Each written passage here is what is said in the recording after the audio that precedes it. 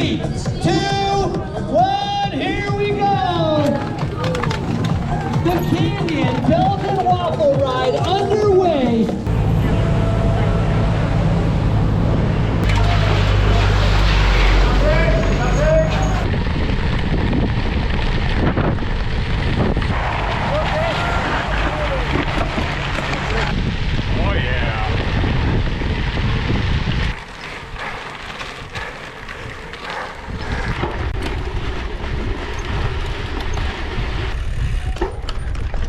You all right? Yeah.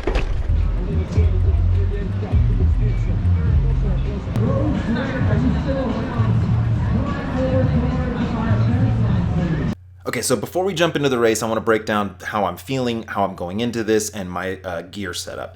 Now, the day of the race, my Whoop score was 85%, so great. I am feeling super good, which was good to see that Tuesday and Wednesday I was in the red. Pretty much the whole week I was a turd.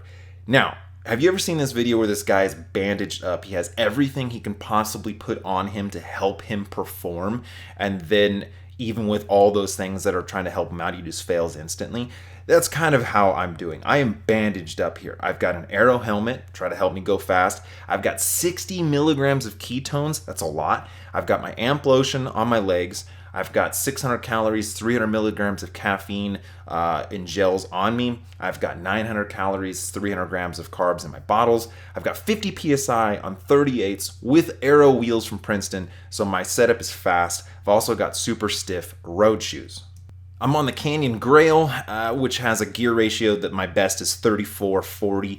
I'm really happy with this setup. I'm feeling good, and we're ready to just go as hard as we possibly can.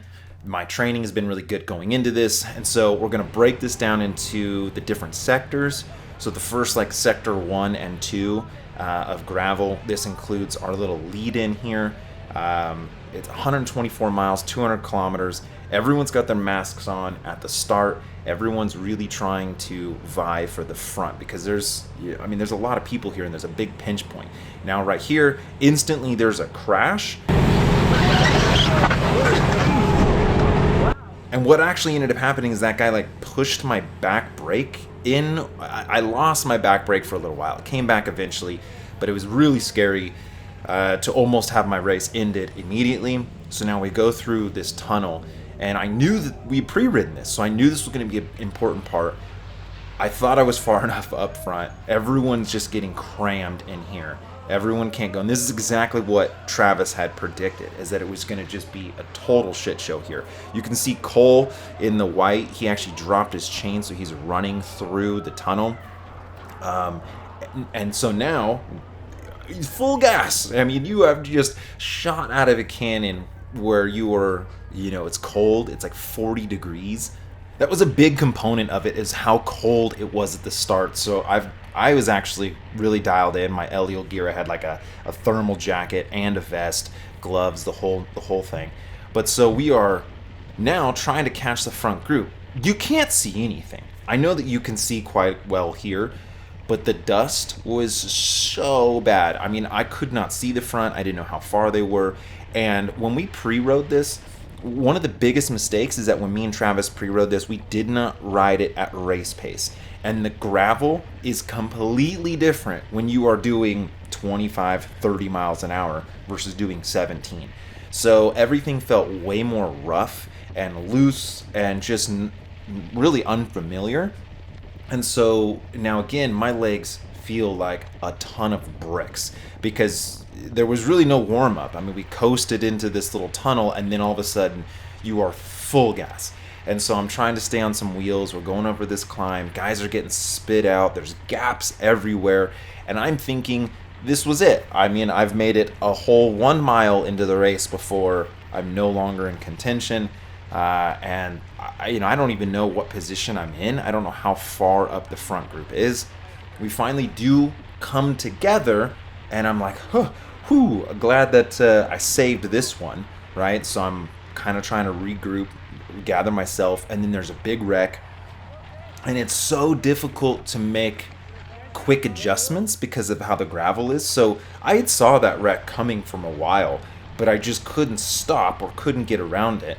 So now, again, full gas chasing. We're trying to get back onto the group, and we really need to get back on it before we start going downhill. So you can see the front group up there. It's a little hard to see, but I don't know how far away they are. I don't know if we're gonna catch. I don't know anything, man. We are at elevation, so it's about almost 6,000 feet above sea level. And so then with the full gas poop pants effort right off the beginning and it being cold, my brain is dead. I really have no idea what's going on. I have no idea how far back I am. I'm just trying to pedal. And so then now we hit the next dirt section, which this is like slightly downhill. And again, I know that it maybe looks like you can see. You can't see. You can't see 20 feet, 30 feet in front of you. And so if someone crashes, which a lot of people were, you could just full send right over the top of them. And so I was being a little bit cautious here, definitely through these tunnels. I was just also really disappointed with how my legs felt in that opening 10 minutes. They just felt like absolute bricks. I don't know, kind of intimidated a little bit, thinking, oh man, I just do not have it today. Trying to stay on these guys' wheels. The whole time I was sort of always just like a bike or two off of everyone's wheel, and I just think that comes from I just wasn't comfortable not knowing where I was going, or what. Like I couldn't see. I wanted to see what I was riding over. We're flying through such a beautiful scenery. For one, it was gorgeous. The gravel's pretty chunky here. Again, at full gas race pace, it is completely different than when we pre-rode it. We do finally have everyone come together, and so I guess I've made the front group, but it's really big, and so then I'm expecting, that this group's gonna probably stay this size for a little bit. Also, again, just not really thinking at elevation early, the whole thing, my brain was just turned off, and at this point I should have fought as hard as I could to get to the front. We didn't pre-ride this part of the course, and or when we turned right here, and I should have, because I was way out of position, probably like top 50 here. Now, unfortunately, this next section it was the most important section, and I have no footage of it. My GoPro died, and once we hit this section, there was no way I could take my hand off to change the battery. So as we turn off this road section and onto basically where the first climb was, you can just see how way out of position I am. I'm probably top 50, and I just didn't know, man. I just had no idea, I guess, how skinny this road was or how it was going to play out. But this is where the front just lit it up, and I could see nothing. And I don't have really a good GoPro shot. This was probably one of the most beautiful sections of the race, and the GoPro just didn't get it right, but is what it is. You couldn't see anything, and there were some downhill sections where you were just full sending into dust, and there could be someone crashed. You don't know. There could be huge holes. You just don't know. And so we hit the first KOM, and I started really feeling good. My legs just came to. I was feeling super confident. And then so once I kind of got through a few guys, I realized the front group is gone. I can't even see them. So by the time I got to the front of the second group, it's like, shoot, dude, the race is pretty much over. And then there's this huge downhill section that I don't have on footage. And, is everyone just doing what they could to try to form their group? Okay, so this next section, for me personally, was one of the hardest sections because guys were really trying to bridge up to groups. They were trying to get back on terms with the race. Average 274 for this section, which doesn't sound like a whole lot, but it really was. I got into a decent group of some strong guys, and we were kind of picking up people getting blown off from the front group. I have no idea where I am on the road at this point. I'm really starting to feel good. It sort of feels like we're maybe the second or third group on the road at this point, and then it starts getting pretty technical. They have these little over-under things, and now we're into these long stretches where the road is sort of split. And line choice was so important. I swear it was like if you chose the wrong side of the road, you'd be doing 50% more energy, or hit a patch of sand and go to a complete stop. It was crazy how different one line was, and it would change. And so here I'm feeling super good. And so now I'm just powering. I'm getting over this. The 50 psi in my 38s are keeping me super efficient. Like, I'm rolling so fast. It is way unstable. That was the big issue, though, is that I would hit little bumps and I kept coming unclipped. Like, there was, because of the PSI being so hard, I'd hit little bumps and literally my shoes would just come out of the pedals, which was something that I've really never experienced. I'm pushing the pace. This kid had caught us and is just drilling it. I'm doing like 350 watts in his draft. Now I'm going to kind of try to show you how the groups were forming, right? So there, you got the front group of like 7. Dylan Johnson, he's in it. He did a phenomenal. Then you've got a bunch of guys blown out of that front group, kind of coming backwards. Then you had a good-sized group that was like a chase group, okay? And then my group, which is a handful of us trying to get back on terms, right? And so I guess we're like the 4th group on the road at this moment. Then you have a bunch of guys that are just blown out of everyone, and they're going back, either having issues. Then you had a pretty good-sized group of some fast guys coming, and then pretty much everyone else, sort of just at this point going, you know what, our day's probably over. We're just gonna try to enjoy the ride. A lot of people had crashes, mechanicals, issues in the beginning, so I'm really grateful that I didn't have any mechanicals. The next sector feels pretty flat, but there's just a lot of little technical aspects. We hit some sand on this section. We're about 2 hours in at this point, and so again, the left or right, you could just be hauling balls, and then all of a sudden the lane that you were in was terrible. Like I said, I was always just slightly off everyone. I was constantly trying to get back on terms, hitting some sand. Now, this sand was super deep, and there was a lot of times where it was very easy for you to unclip and then have to walk. I didn't have to do that. I was able to keep my power up and really push through. But again, you can see the guy on the left, he had such a better line. I'm just, in the beach sand. But I'm trying to save my power, right? So right now, I could bridge that gap in front of me to this dude, but I'm not going to be able to see where I'm going if I'm right on his wheel. And then I'm going to have to burn a match. And I'm trying to keep it pretty steady the whole time, right? My power-wise, especially for this event, if I just stay zone 3, low zone 4, I should be really good.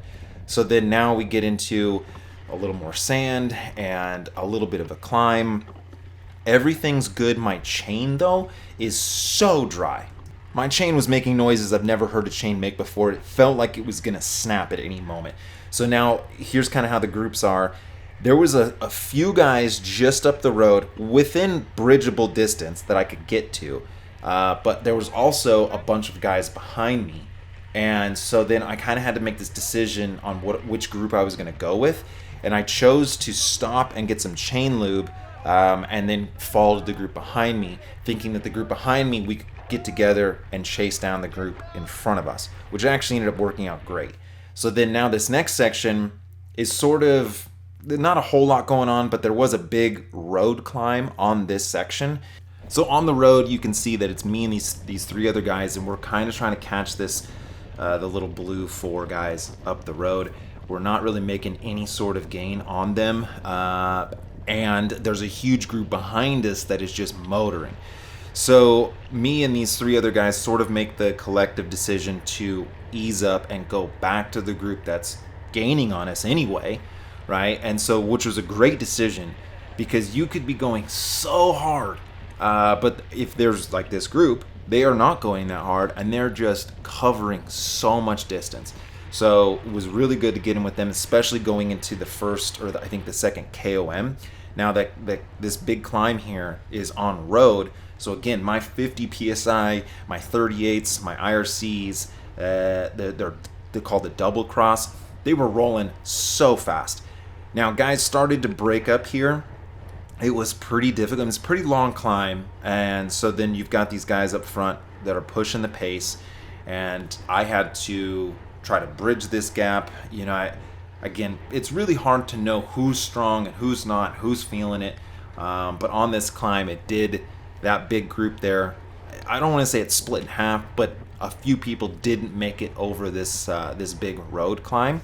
Yeah, my time on this KOM actually gave me third overall in my age group for the KOM competition. So we get over the top, everyone's sort of shaking their legs out, trying to feel out what this next section is going to be like.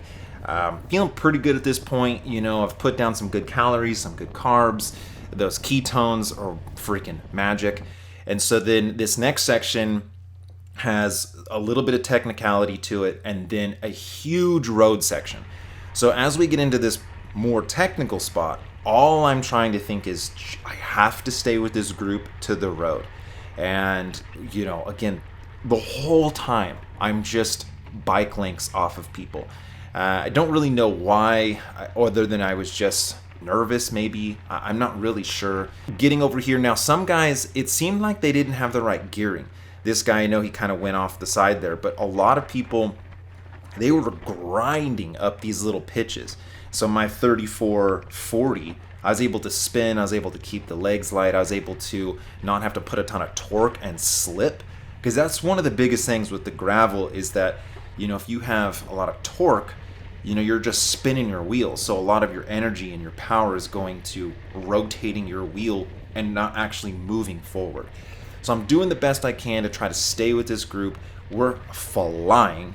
The dust was so bad, you could like literally you could see nothing. I couldn't see what was happening. I couldn't see what was coming up. And so this often would have me sort of fall off a little bit just so that I could see anything. And also my glasses. The visibility was something I hadn't really expected, but my glasses sort of had this like coat of dust on it. So there was like really bad glare. It's kind of insane. But we get to the road section. This group is full of some seriously strong diesel type motors. I mean, they are rolling. And so then we pre-rode this. I knew what to expect here. I knew that we were coming into a big road section, so I could just sort of really not have to worry about burning any matches. Like I just stay on this group and then I can recover for a while, which is what ended up happening. The group here sort of settled down. This was the easiest part of the race. So what are we, like almost 4 hours in before we really sort of had a recovery period? All right, so we only have 35 miles left to go. We're 4 hours, 23 minutes into this. I think I'm about top 40 going into another pretty technical gravel section. And the Trek Rider and the Stan's No Tube, that's the leader of the women's division. Those two were so strong. I mean, they were pushing the pace. This Trek guy was just like, hands down, the strongest in the group. But what was so crazy is, because I think it's so flat and there's a lot of wind, it was really hard to get away from anyone. I mean, you could spend so much energy on the front and really do no damage. And so I'm trying to just stay with these guys. I popped another ketone, so I did 30 milligrams at the start, then I did another 30 milligrams around this point. So I'm feeling really good. You can see here, she's the leader of the female division, the women division, and right there she's like slipping and spinning. And I saw a lot of people doing that, maybe just not the right gearing or just being over-torqued on some of these slippery climbs. And not that she doesn't know how to ride gravel, I'm just saying in general, there is a skill set to knowing how to apply power to gravel roads and how to climb where you're not just using raw power or torque and being really efficient. So I got through there. I got through that section. There were some pretty difficult times, but I made it. I'm so excited. I'm so stoked on where I am and how I'm feeling. We are headed into the hardest part of the ride, which is this big sandy climb. Everyone here's kind of pacelining a little bit. Everyone's, maybe 70% in. I mean, we're wanting to catch as many people as we can, but no one's really trying to completely empty the tank. There's a big road section and a bit of a climb. We had a tailwind section here, and if everyone really wanted to empty the tank, I think we could have made up a lot of time here. But pretty much everyone wanted to just stay on wheels. I know I did. I wanted to save as much as I could coming up to the main climb. Lucas, he had crashed, and so he was out of the front group, which is a bummer. We're all kind of just getting ready for the next and hardest part of the race. All right, so going into the big climb, the hardest section on this course. We're about 5 hours in, only 18 miles left. I had to stop and get some food and some fuel. This was the first rest stop that I stopped at, and VeloFix here, he got me down with a bottle. Now, they made a change last minute that you could have personal support, which really made it for a lot of hitters or people who had a lot of support out here to have quite an advantage, because you didn't have to stop at the rest stops. You had people all over the place, and due to COVID, they just thought like that's a better way to do it, is to have your own personal support than everyone hanging out at a rest stop. So for the most part, I brought enough fuel with me to get me to this point, and so I hadn't had to use any public rest stops until that one. And I grabbed like, I don't know, 8 SIS gels, and I had that one bottle from VeloFix that he gave me. And so the SIS gels are really thin, like the viscosity is very watery. And so even though I didn't have a ton of water at this point, I could use those gels almost to hydrate myself as well. But this climb is so sandy, it's so steep. It was really hot. It was really strange to go from like 35 in the morning to right here it felt like 1,000 degrees. And there's just no way you're gonna find some big effort inside of you. It's just more about not completely blowing up, because there's a couple sections on this where it's so sandy and so steep that you're having to do 400-500 watts just to stay upright. And so, you know, if you are in the red and you get to a point where you can no longer sustain that, and if you unclipped and had to walk, it would be real. I mean, you could lose a minute, you could lose 2 minutes, you could lose so much time, and just, I guess, mentally be so cracked. So I just sort of held, you know, high zone 3, low zone 4, feeling really good up this climb, knowing that what's coming next is a big downhill and that single track. And so this is it. This is the final run in. We're 14 miles left to go. We've got a good sized downhill and then that crazy single track. And so until this point, I feel like my tire choice had been spot on. Like, it was really good. It was super fast. It was a little hard to control in some points, but ultimately I think it was the fastest setup. Coming down into this section, and especially the single track, I should have stopped and at the top and maybe let some pressure out. I think if I had let some pressure out, I could have actually went 5 minutes faster in this last section, just because, you know, of how it was really hard to control. This sandy section, I did that twice in our pre-ride, so I kind of knew a little bit about this section. Also, at this point, I was more afraid of a mechanical so close to the finish than really improving my position. You know, I mean, I'm not going to catch anyone in front. It's just more about not losing any positions in the group that we're in. And so we kind of had this group of a few people, you know, not full gas racing, but just kind of staying together. Let's get to the single track together. Let's go down these hills. Let's keep it safe. And so, you know, we're headed towards that single track. And I think we have maybe a group of like 6 here. And I can't see really anyone up the road, so I have no idea, you know, if we're even going to catch anyone or not. And again, like I said, right here, I should have aired down. If I had dropped 20 PSI right here, even though I feel like, oh, I'm going to stop and I'm going to lose all this time, I would have gained, it would have been huge. It would have been so much better, because at least in the beginning, it wasn't so bad, but the end of this single track is so rocky and bumpy that, I mean, it was almost like I was on a pogo stick. I kept coming unclipped. It was almost impossible to control the bike. I was getting really frustrated. It was like I hit every single possible rock, which was kind of a bummer. And so then the 2 guys in the blue and in yellow and the Stan's No Tubes woman, they were gone. I was stuck behind this guy for a little bit. He let me by, and I thought I was going to catch those other people. But again, like I said, the 50 PSI was not good for this single track. Great for everything else, not good here. Now, unfortunately, my GoPro dies. I had 3 batteries on me, and somehow they just all popped out. It was really bumpy. Anyway, I lost my batteries, and so I couldn't change my battery for the finish. I don't have the finish on film, which is super irritating. But so we come out of the single track, and there's about a group of like 4 or 5, and it was really fast through like these little walk paths and bike paths. And so here's kind of the reenactment of the finish, is that we come in to the final sprint. We've got Lucas on the front.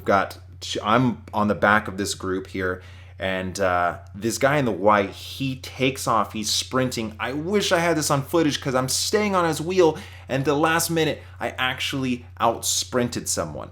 I won the pack sprint out of the group that we were with. And then I did a wheelie, and then I did a backflip, and then I turned into a banana. I have no footage of it, but trust me, it's what happened.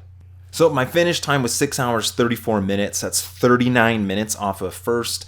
The winner's time was 5 hours, 55 minutes, which is honestly almost exactly, I think I was 40 minutes off of first last year at Belgian Waffle. So, but I did get 26th overall, 6th in my age group. My normalized power for the whole 6 hours, 34 minutes was 245 watts. That's 3.5 watts per kilo normalized. That's a lot. Energy-wise, I burned 5,000 calories, had a huge day on the bike. And look, there's no vegan excuses because I rode to the best of my potential. I only have vegan excuses when something happens that stops me from doing what I know I could have done. My power, my energy, the way I rode physically was about as the best I could have expected. And so I can't be down about that at all. My boy Travis, he drives all the way out here. This was a big event for him. He was ready for it. He had trained for it. And then he had no luck. Cole Kessler, also super strong, no luck. I mean, there were so many people that had so many issues, and I didn't have any of those issues, right? I mean, I had my own little issues, but nothing that stopped me from being the best I could physically be. And I know I make a lot of excuses sometimes, but the thing is that I don't care if I get last place, if I get lapped 100 times in a 1 mile crit. If I did the best I know I physically could do, that if I lived up to my potential, I'm always going to be happy with that. And so with how much this trip cost and how much time we put into it and how I was away from my family for so long, there was a lot of pressure to not completely suck. And so to do better than I did last year, so BWR, I got 40th last year, was one of my most proudest results. And then to get 26th here this year, to do well, I'm just super proud of it, man. I'm super stoked on this. And again, maybe in the beginning, I could have done a little more to have been further up the road. But if I was with that front group, I just can't imagine that I could have stayed with them, given how hard I had to ride for 26th place. The amount of support that I got from Canyon, from IRC, from Eliel was huge. So I just want to say a huge thank you to those guys and just the event. Michael Marks, he puts on a phenomenal event. The Belgian Waffle ethos is just, the hardest one-day ride ever, and it just lives up to that. I mean, this course was phenomenal. It was one of my favorite courses I've ever ridden because there wasn't any huge physical deciders until the very end. So you could, if you had some technical skills and you had some good base fitness, you could feel competitive all the way into that last climb. And so I thought it was a really fair and overall good course. Can't wait to do it next year.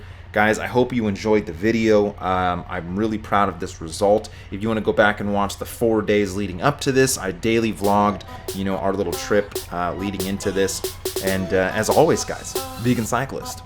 Yeah.